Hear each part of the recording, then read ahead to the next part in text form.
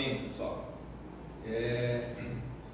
Queria perguntar para vocês, começar hoje, perguntando o que vem na sua cabeça quando você pensa em viver ao máximo. Quando alguém fala assim que quer viver a vida ao máximo, ou viver intensamente, não pensa nos outros, pensa em você. Quando alguém fala assim, você deseja viver ao máximo, viver com intensidade, qual que é a imagem que você cria? Uma coisa meio Zeca Pagodinho, de deixa a vida me levar, aquela coisa meio solta?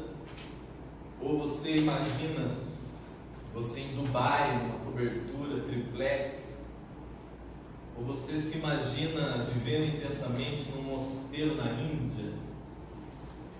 Não sei, cada um carrega um conceito às vezes diferente. Às vezes o que para mim é viver vida ao máximo não tem nada a ver do que a Fernanda imagina viver vida ao máximo.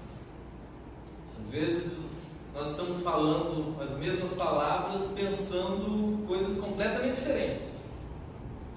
Então alguém que diz, por isso que eu perguntei, o que você pensa? Você não precisa me responder, mas para que você reflita, porque de maneira muito simples e rápida, a gente pode pensar, quando você olha para o ambiente, o olhar mais religioso, a pessoa pensa em viver a vida no conceito que a gente usa, e alguns de vocês devem entender, a gente fala de vida eterna, né? E cada religião dentro do seu próprio grupo imagina que para ela viver aquela vida eterna, ela já olha com um olhar escatológico, lá para o fim dos dias dela, lá no futuro, ou depois que ela morrer, num futuro distante, e daí eles escrevem músicas disso, e daí para ela alcançar aquela vida eterna, que é no futuro, longe, ela não é de qualquer jeito. Então ela vai ter que participar daquela agremiação religiosa, ela vai ter que se submeter vai ter que se enquadrar no comportamento que ela tenha, porque uma vez que existe um divino, seja ele quem for, que me prometa essa vida eterna, ele me dá se eu faço alguma coisa. Eu me submeto a aquelas regras, eu me enquadro naquele comportamento e eu faço o que eu preciso de sacrifícios e abstinências e seja quais forem, para que eu alcance o que aquele conceito religioso me deu como seja vida. Então, durante a minha existência aqui é mais ou menos, mas eu tenho vida eterna lá na frente. E uma vez que eu faça o que aquele grupo mande, que eu me sacrifique como ele pede, e o divino se agrade do meu comportamento, eu alcanço, eu tenho direito. Eu fiz por merecer. O conceito religioso, ele deu uma sofisticada para o mal, vamos dizer assim, de algumas décadas para cá, com uma entrada mais pesada do conceito da teologia da prosperidade, onde a vida eterna, como de maneira escatológica, que é lá no futuro, foi morrendo e o ficou hoje, que vida eterna virou, em outras palavras, quase uma imortalidade. Então o divino, o Deus daquela teologia, não me deixa ficar doente, resolve todos os meus problemas, me trata como um fofinho, dando comidinha na boca, me dando dinheirinho, me dá preferências no meu trabalho a respeito dos outros, porque se eu sou daquele Deus, pertencente àquele grupo, a vida que eu acredito como eterna, já se tornou muito mais um Deus realizando os meus caprichos e me protegendo, quase um seguro de vida. quase um conceito de imortalidade. Exemplo disso é que se o cara crê daquele modo naquela família, ele vai pegar BR com 35 anos e bate o carro e morre, todo mundo fica desesperado. Como assim? Se eu não sou desse grupo, desse Deus, desse Jesus, desse alguma coisa que me venderam como um protetor, ele não tinha para mim a vida eterna? Isso no conceito mais religioso, onde a gente imagina ou de maneira escatológica, seja ela qual for a escatologia, seja de uma reencarnação espírita, seja de uma sublimação budista, seja do céu, do reino de Deus. A gente sempre imagina lá no futuro, reino de Deus lá. Eu acho que está cortando o sinal ali. É. E daí, onde eu estava, isso de maneira mais religiosa, onde a pessoa ela liga o conceito de vida e vida eterna no futuro, ou de maneira da prosperidade, que é um conforto momentâneo, de regalias divinas, né? Seria o melhor na minha empresa, o dono da empresa, de preferência, passarei no concurso, tudo com intervenções divinas, para que eu alcance aquela vida. E, em contrapartida, quem olha para isso e acha isso horroroso, muitas vezes traumaticamente por passar por isso e se frustrar, vai para um outro polo, de que eu não quero saber desse negócio de reino de Deus, de céu, de escatologia, de o que vai ser no futuro, o que vai ser depois que eu morrer. O negócio é hoje e eu vou viver intensamente. Eu não sei qual é o seu caso, mas geralmente quem tem essa concepção do viver intensamente hoje, você imagina essa pessoa falando isso indo para um monastério? Não. Você imagina essa pessoa vivendo intensamente o quê? Você imagina essa pessoa rindo muito, bebendo muito. E daí o que o cara já imagina, que é o que a maioria da gente imagina. Principalmente quem sai, quem fica, olha para a religião e acha patético. O cara se abnegar de certas coisas, se sacrificar, dar dinheiro, tudo para alcançar a bendita da vida eterna, ou a imortalidade, ou seja lá o que for. Então ele fala, é hoje, é aqui e é agora. Então ele já pensa em beber, fumar, dormir com quem ele puder. Ele já pensa em fazer tudo o que ele deseja. Porque para ele viver intensamente, ele tem que fazer tudo o que ele deseja. Sabe, ninguém é de ninguém, vamos fazer o que a gente quer, vamos nos permitir, né? Musiquinhas bonitas, e a gente, o cara mais ou menos ele está se entregando a todos os seus desejos, pulsões, anseios internos e psicológicos. Aí você vai até num velório de um desses e fala assim, morreu cedo, mas viveu intensamente. Viveu ao máximo, não é? Você pensa em quem? Você pensa em Buda, ou Jesus? Não, você pensa em Cazuza, em James Joplin, em Jim Morrison do The Doors, que morreram cedo, mas viveram intensamente. Porque ou a gente vai com um olhar escatológico futuro, que muitas vezes cai no Deus do conforto do presente, que me protege de tudo, ou a gente vai para o outro lado do farei tudo o que vier na minha cabeça, porque eu só tenho essa vida e eu vou viver intensamente. Só que com isso, quando a gente tem essas referências, eu queria que você guardasse para você refletir comigo hoje que existe algo que você e eu, entendendo ou não, discernindo ou não, organizando isso na sua mente ou não, existe algo que é real na minha e na sua vida, que é todo ser humano, eu, você, todo mundo, no nosso ser mais profundo, que a gente anseia é vida. que você e eu, no nosso ser espiritual mais profundo, que a maioria de nós nem conhece e infelizmente muitos de nós morrem sem conhecer, o que a gente anseia, o que o nosso espírito grita, é por vida. Só que eu e você, a gente é relativo e ambíguo. Então por mais que dentro de você exista esse clamor por vida, por mais que dentro de você clame, deseje, anseie por vida, você é capaz de realizar atos que lhe matem, que lhe destruam, que lhe façam morrer. Mas o que você anseia, mesmo se matando, é por vida. Você fala, não, aqui, semana passada, não se matou.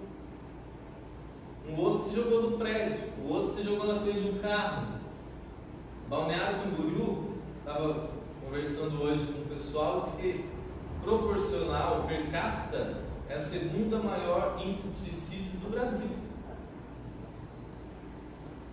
Daí você olha, não, essas pessoas não, elas não querem vida, elas querem morte. Não quero entrar porque esse não é o tema, suicídio, a gente vai ter um momento para isso, mas de maneira geral, mesmo o maior dos suicidas, o que ele está querendo matar, ele deseja tanto viver, ele anseia tanto por vida, o espírito, o coração dele clama tanto por vida, só que a experiência que ele tem de vida, ele olha para aquilo, a existência dele é uma experiência de morte. Então ele não quer morrer, ele quer matar aquilo que está matando ele. Ele quer estancar aquilo que está matando a vida dele. Só que como ele não consegue elaborar isso na mente dele, ele olha e fala, se o que eu estou experimentando na existência é um horror, vamos matar isso aqui. O Søren Kierkegaard, que é um filósofo e teólogo do século XIX, ele diz algo que eu acho profundo. Ele fala assim, nesse tema, falando sobre o desespero humano, é que se o que eu tenho na existência, se a minha experiência existencial, aquilo que eu chamo de vida, é só morte, se aquilo que eu chamo de vida é um horror, eu quero morrer. Né? Como que refletir a partir de Jesus o que o Evangelho chama de vida, para que uma vez que eu tenha essa referência, eu possa comparar com o que eu chamo de vida. Para que uma vez que eu me entenda o que Deus fala, vida, isso é vida, eu possa compreender que muitas vezes aquilo que eu chamo de vida, vida não é. É só uma existência de morte. E no Evangelho, um dos evangelhos que mais cita essa palavra vida é o Evangelho de João. E ele usa, de maneira geral, 3 palavras para se referir à vida. É a vida que ele chama de bios, que é a vida biológica, orgânica, animal. A vida psíquica, a psique, que é as suas sensações, a sua mente, o que você pensa, a psique humana, que ele chama de vida. Mas tem uma palavra que ele chama, usando vida, que é zoe. Zoe é a qualidade da vida de Deus. É a vida que Deus tem nele. É zoe. Deus tem em si zoe. Deus, a vida de Deus, que é a mesma natureza, a mesma qualidade, é zoe. Por que eu estou falando isso? Porque quando eu entendo que, por mais que a palavra é uma só, na tradução, os significados são outros.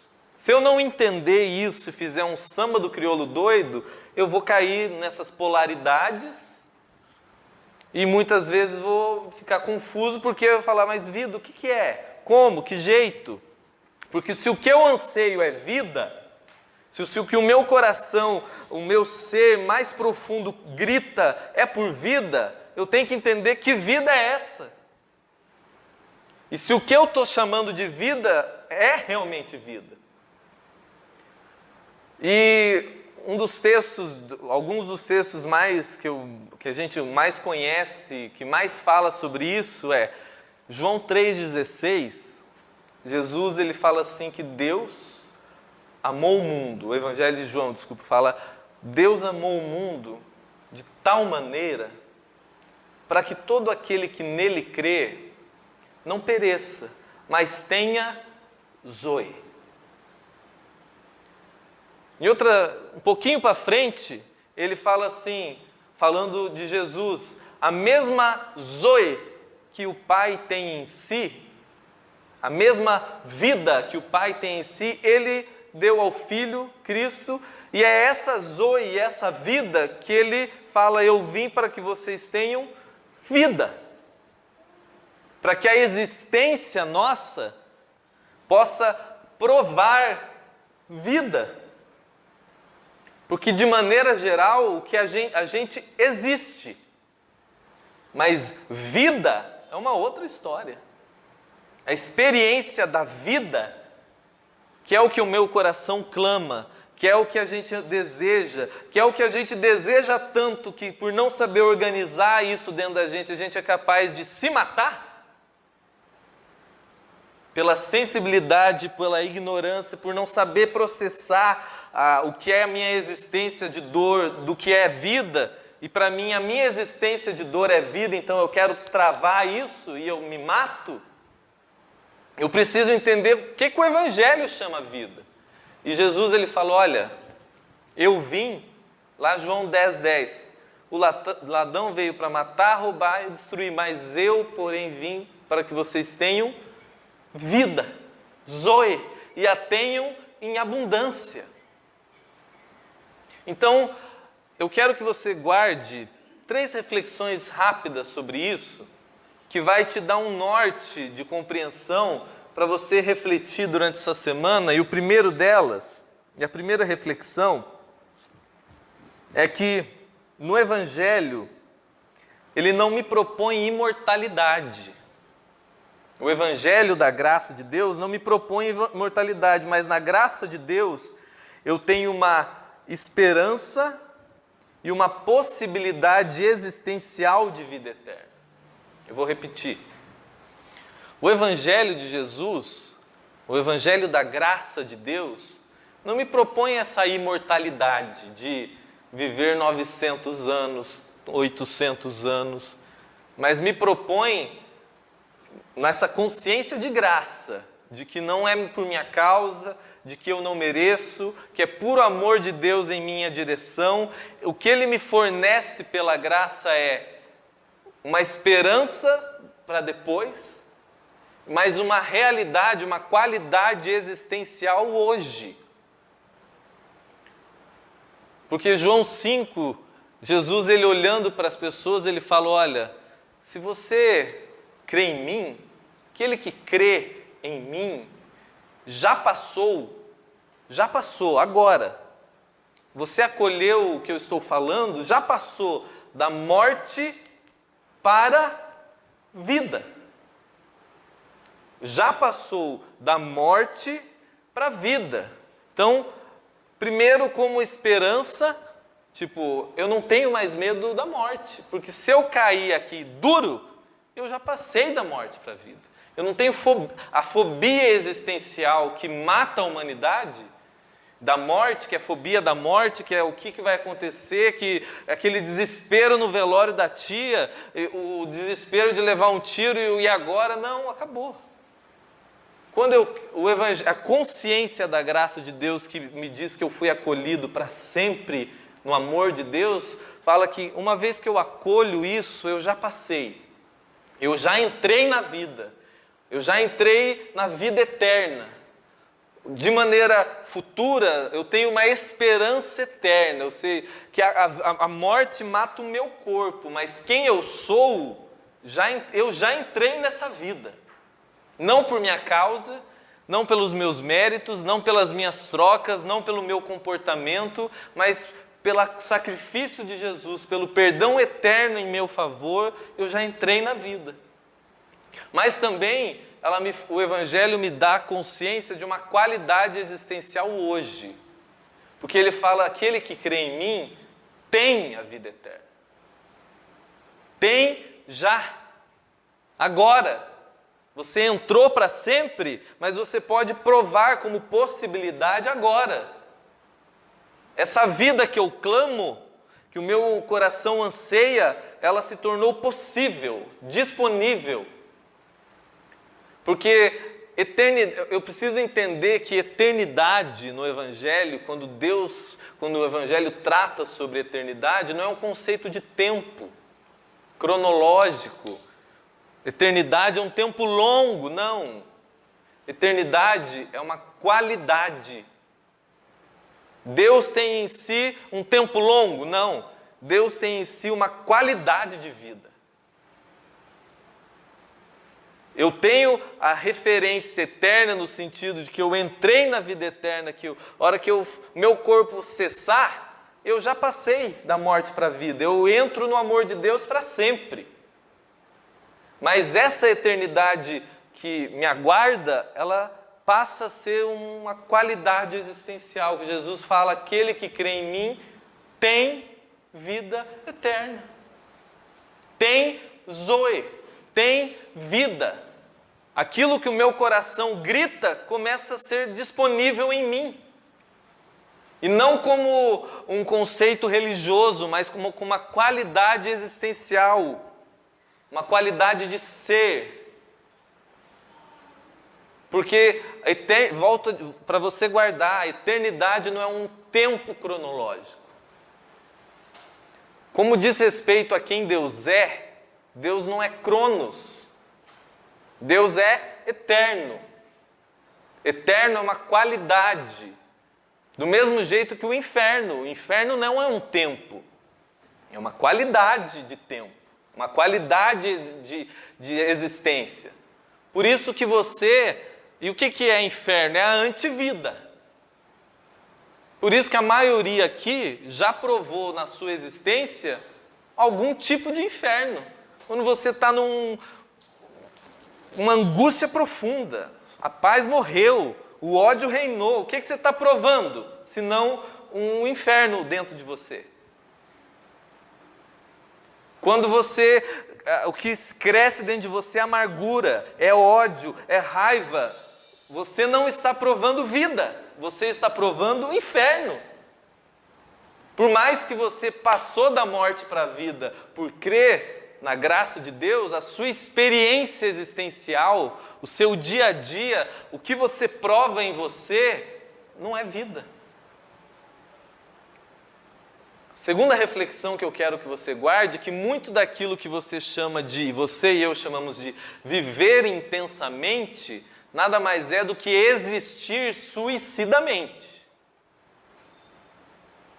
Muito do que você e eu, muitas vezes chamando de viver intensamente, nada mais é do que existir suicidamente. Daí o Maurício fala, truco, não sou suicida. Porque a gente imagina um suicida de um ato só, né? O cara subiu no prédio e se jogou lá de cima. Plá! Acabou. Esse para nós é o suicida.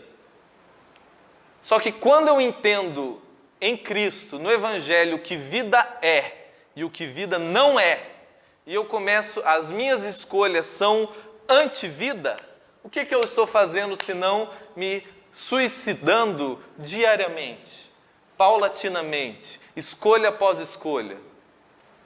E muitas vezes o que eu chamo de viver intensamente é existir suicidamente, porque é justamente esse hedonismo, que é um conceito de culto ao prazer, que o Evangelho chama de o ídolo do ventre, que é o fazer o que eu quero. Lembra que eu falei para vocês que existe O Evangelho trata de vida biológica, vida psíquica, que a gente chama de alma, e a vida zoe, que é a vida. E uma vez que eu me entregue a fazer tudo que o meu animal biológico, ou que a minha alma psíquica, que a minha mente, os meus desejos, os meus anseios queiram, se eu me entrego a isso de maneira hedônica, ou seja, eu faço o que eu quiser, o negócio deu vontade, eu faço. Você está, na maioria das vezes, se deteriorando por dentro. Mostre alguém que faça tudo o que deseja, e eu vou falar, ali vai alguém que está se auto-suicidando. Coma o que quiser, beba o que quiser, transe com quem quiser, beije quem... Faça tudo. E você pode postar carinha linda no Instagram, mas o seu coração está adoecendo. A sua experiência existencial é suicida. A gente é suicida demais. A nossa ambivalência relativa humana, que ao mesmo tempo que eu sou esse ser da eternidade, esse ser espiritual, eu sou um animal também. Eu tenho um corpo de morte, eu tenho uma natureza biológica, um instinto que me mata às vezes. A mesma pessoa que faz carinho no filho é capaz de matar o filho. A mesma pessoa que cuida para viver uma vida piedosa é aquela que não perdoa. Por direito. E a gente fala, ali vai uma pessoa que vive intensamente. Não, ela está existindo suicidamente. Ela não sabe o que vida é ainda. E toda vez que eu existo e escolho contra o significado da vida, eu estou me auto-suicidando. Por isso que Paulo, escrevendo aos Coríntios, ele fala, olha, fazer por fazer, eu posso fazer o que eu quiser, eu tenho liberdade para isso, mas há coisas que eu tenho que ponderar se me constrói, se me edificam ou se me destrói. Eu posso tudo, mas nem tudo me convém, não é por conveniência social, é porque o Evangelho, a gente tem que guardar isso na mente, no coração de uma vez por todas. A proposta do Evangelho não é moral, é a religião que fez isso dele. Que é, faça isso, senão Deus fica bravinho com você. Não faça isso, senão você vai ser pego ali na esquina pelo diabo. Não. A proposta de Jesus, do Evangelho, ela é existencial. Ela é, Jesus falando, ele fala, as minhas palavras são espírito e são vida. Ou seja, se eu acolho o que ele diz como um princípio de vida e não como uma lei moral, eu entendo o que vida é e como vida será provada em mim. E quando eu vou contra aquilo, Deus não morre, não cai do trono, não fica bravinho com você, nada. Mas sou eu me trucidando por dentro. Então, muito do que eu chamo de viver intensamente é uma existência autossuicida. Suicida. Autossuicida é redundância, mas suicida. Porque são escolhas de morte. Escolhas de morte. Escolhas de morte. O Evangelho fala, olha, perdoe. Você quer provar a vida? Perdoe. Não tem nada a ver com o outro, não tem nada a ver com o merecimento de ninguém. Eu entendo que eu só provarei vida se eu perdoar, então eu perdoo, porque eu quero vida. Eu quero que isso cresça em mim. Eu quero entender o que é esse significado. E não é um conceito. É uma experiência. Vida eterna, além de ser uma esperança na eternidade, é uma experiência existencial, que eu posso ou não desfrutar. E o terceiro e última reflexão é a experiência da vida em mim, ela acontece quando eu me entrego e eu vivo no caminho da consciência do Evangelho. Essa experiência da vida em mim, ela acontece quando eu me entrego, me rendo e eu caminho, pratico a consciência do Evangelho. Porque é interessante que Jesus, ele falando com os discípulos, tudo no Evangelho de João, ele começa em João 3,16, está lá assim que Deus amou o mundo Deus amou o mundo de tal maneira, para quem crer nele, tenha zoe, tenha vida. Ele passa um pouquinho, João 5 ele fala, olha, aquele que crê em mim, tem a vida. Passou da morte para a vida. Entrou na vida. Mais um pouquinho para frente, ele fala, olha, se vocês querem saber, lá em João 7, vocês querem saber, Jesus falando, ele falou, vocês estão querendo saber se o que eu estou falando é um conceito ou se é real? Vocês querem saber? Pratica. Se o que eu estou dizendo para vocês é vida, é verdade, é real, pratica. Se vocês querem saber se a vontade de Deus é o que eu estou falando, pratica. Mais um pouquinho para frente, ele vai afunilando, ele fala, olha, não é só um conceito, é uma pessoa. Eu sou o caminho, eu sou a verdade e eu sou vida. E ele chega à loucura de falar, e aquele que vem a mim tem que comer de mim, porque eu sou o pão da vida. E o pessoal fala, mas como, gente? É um convite à antropofagia? Vão mastigar o cara? Não, ele fala, não. Vocês não entenderam.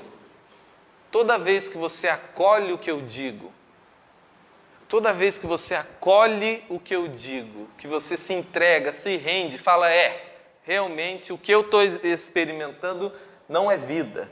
Se eu creio e acolho o que ele diz como vida e pratico, eu estou comendo, eu estou me alimentando do que ele chama vida. Muitas vezes, contra o meu instinto animal. Ou a gente fica feliz em perdoar? Jamais. Ou a gente fica feliz em ser bom e justo, que é o significado de amar o inimigo? Não. As emoções, a psique, a minha vida biológica e a minha vida psíquica querem estrangular e sair no tapa. Mas como eu entendo o que é vida e o que não é vida, a minha consciência tem que ser soberana sobre os meus instintos. Que fala, vida é aqui e é aqui que eu vou mesmo sem sentir nada. Se a experiência da vida acontece no caminho do perdão, eu vou por esse caminho mesmo sentindo vontade de dar um tiro na cara. Isso não é hipocrisia, isso é consciência do que é vida. Daí você fala, não concorde, não perdoe. E veja o que acontece dentro de você, se é vida ou não. Não concordo, odeie, viva irado, seja amargurado, vingativo, rancoroso, e você vai ver o buraco que vai crescer dentro de você. Não é uma questão de conceito. Evangelho não é um conceito, é uma consciência existencial do que é vida. Vou falar de novo. Evangelho não é um conceito religioso e moral, mas é uma consciência existencial do que é vida. De uma vez que eu compreendo dentro de mim o que é vida, eu falo, isso aqui não é vida e eu não quero. Isso aqui é vida e eu não quero. Isso aqui me coloca num caminho de ansiedade, depressão, ira, ódio, então não quero. Isso aqui me coloca num caminho do não perdão, da vingança, não quero. E Jesus, ele fala, e o que eu falo para vocês não é religião, não é moral, não é troquinhas com Deus, não, é espírito e é vida. Daí eu pego lá em Mateus 5, 6, 7, que a gente chama de Sermão do Monte, Daí você vai ver o que Jesus falando, olha, vocês querem provar a vida? Perdoe. Chore com quem chora. Tenha sede de justiça. Seja um cara da pacificação, não da contenda. Falou, parece bobagem, mas ele fala, bem-aventurado você vai ser. Você vai começar, quando eu pratico isso, o que eu estou fazendo? Eu estou comendo do pão da vida. Comer do pão da vida não é eu juntar o Maurício e a gente ficar o dia inteiro cantando lá na praia. Ah, não, querido. É eu ser bom, é eu ser justo. É eu olhar para o Evangelho e falar, esse é o princípio da vida. E é por ele que eu vou caminhar. Porque eu só provo como experiência quando eu me entrego, ou seja, eu me rendo a essa confiança e pratico. Porque não é uma informação. Você pode ser um teólogo que sabe grego, hebraico, dos 4 evangelhos de trás para frente. Mas você é um iracundo, raivoso, invejoso. O que move você é cobiça por dinheiro. Meu amigo, você pode dizer o que for, mas a sua experiência existencial será de morte. O fruto disso em você é morte. Você vai ser um cara que vai morrer com 90 anos, na cobertura na Atlântica, mas você viveu suicidamente. Você nunca teve coragem de dar um tiro na cabeça, mas cada vez que você escolheu não perdoar, que você escolheu ser avarento, que você escolheu se vingar, que você escolheu agasalhar a amargura, que você escolheu ver um necessitado e virar as costas, que você escolheu ser um cara da briga, da contenda, você ser um inimigo da paz, você está comendo o pão da morte. É radical e existencial. É você olhar e falar, olha, eu tenho o privilégio de compreender que aquilo que o meu coração sempre ansiou, desejou, que o meu ser, que eu estou longe de conhecer ainda, que é quem eu sou em Deus, mas essa realidade que eu sou em Deus clama por vida, essa realidade, vida, se fez homem, para que a partir da vida encarnada eu aprenda como eu provo vida em mim. Jesus ele falou, olha, não vou mandar recado, eu vou mostrar para vocês. E o verbo se fez carne. E a vida estava entre nós, cheio de graça e verdade. João 1 fala, e a vida estava entre nós. Eu posso ver a vida caminhando. E eu posso ler nos evangelhos e falar, é assim que a vida acontece. E eu falo não como uma cópia de performance, eu falo, vou ter que fazer igual a Jesus, não, mas por uma consciência que fala, isso é vida, e eu quero isso para mim. Muitas vezes, porque daí faz sentido, que para mim muito tempo foi um contrassenso, Jesus fala, ó, eu vim para que você tenha vida, mas daqui a pouco ele fala assim, ó, se alguém quer vida, tem que negar a vida. Tem que perder a vida, porque quem quer vida, perde vida. Mas quem perde a vida, ganha vida. Eu falei, mas que loucura é essa? O que ele estava dizendo, que para nós parece um jogo de palavras, é mais ou menos assim, para você ganhar a vida, muitas vezes, para a vida que é essa qualidade existencial em você, muitas vezes você vai ter que olhar para a sua existência, para a sua alma, para a sua vida psíquica e biológica e falar, não. Por isso que ele fala, quer ser meu discípulo? Negue-se a si mesmo. Não é negar quem você é negar a construção feita em você e você aceitou como sendo você. É você olhar para você e falar, esse ódio que eu estou sentindo é só na minha alma. Eu não sou isso. Eu não me renderei a isso.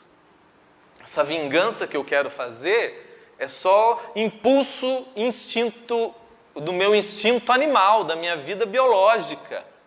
Mas se eu me entregar a isso, não, eu tenho que estar disposto a morrer para isso. Eu tenho que estar disposto a negar para isso. Vai deixar de sentir? Não. Paulo fala assim, muitas vezes você vai se irar e você não precisa morrer por causa disso. Você não precisa pecar por isso. Eu iro por instinto animal, mas como além disso eu não sou o meu corpo, eu não sou a minha alma, eu sou um espírito, eu sou um ser espiritual, eu olho para aquilo e falo, isso não é vida, e eu digo não. Apesar disso, eu continuo. Por isso que Paulo, escrevendo aos Coríntios, ele fala muitas vezes, eu esmurro meu corpo, 1 Coríntios 9, 27, para que eu não venha viver e existir contra o que eu ensino. Isso é um convite para autoflagelação? Não. É um convite para muitas vezes você identificar em você você ser capaz de discernir em você a partir de Jesus e do Evangelho, se o que você está sentindo, se o seu sonho, se o seu desejo, se a sua referência, se o que você está buscando vai gerar em você vida, ou se nada mais é que um impulso animal predatório. De pegar tudo, comer tudo, ganhar tudo, conquistar o mundo, dormir com tudo. Não tem nada a ver de moral. É falar, se entregue a isto, se entregue a essa pulsão animal, instintual e que todo mundo tem, e você vai comer morte. Agora, tenha a capacidade de olhar para o Evangelho, para o que Jesus ensina e o que Ele encarna e falar, Ele é a vida encarnada e autoexplicada. Então eu olho e falo, isso é vida. Então eu deixo de somente existir e começo a comer do pão da vida. Guarde isso dentro de você. Quero que você vá embora com essa questão. Se o que você carrega como conceito de vida intensa, vida abundante ou vida eterna, é o que você vê em Jesus e nos Evangelhos como sendo o significado da vida.